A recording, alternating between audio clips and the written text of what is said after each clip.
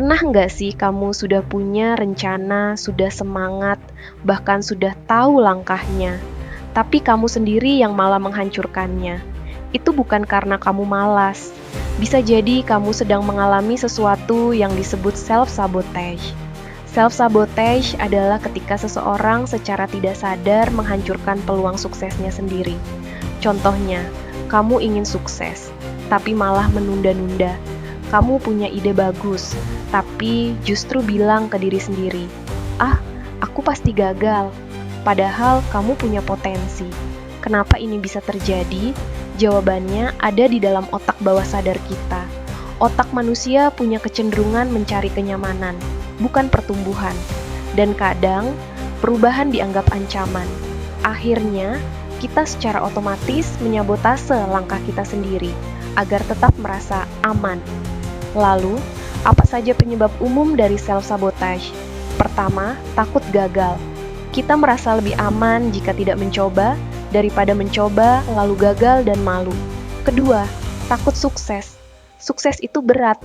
Ada tekanan, ada harapan orang lain, dan itu bikin kita cemas. Ketiga, merasa tidak layak. Ada suara kecil di kepala yang bilang, "Aku nggak cukup pintar, aku bukan siapa-siapa, orang lain lebih hebat." Keempat, trauma atau pengalaman masa lalu. Pola asuh, kritik keras waktu kecil, atau kegagalan yang belum sembuh. Semua itu membentuk pola pikir negatif yang tertanam dalam. Tapi tenang, self-sabotage bisa diatasi. Bagaimana caranya? Langkah pertama, sadari polanya. Coba catat atau evaluasi saat kamu merasa mulai menunda, takut, atau ragu.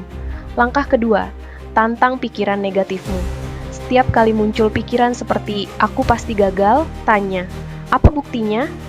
Langkah ketiga, mulai dari langkah kecil. Nggak perlu sempurna, cukup mulai. Satu langkah kecil lebih baik daripada diam. Langkah keempat, cari dukungan. Cerita ke teman, mentor, atau bahkan profesional seperti psikolog. Kamu nggak harus jalan sendiri. Ingat, self-sabotage bukan akhir. Saat kamu sadar, kamu sudah menang setengah jalan. Kamu bisa berubah. Kamu layak sukses. Dan yang paling penting, jadilah sekutu bagi dirimu sendiri. Karena kadang, musuh terbesarmu adalah kamu sendiri.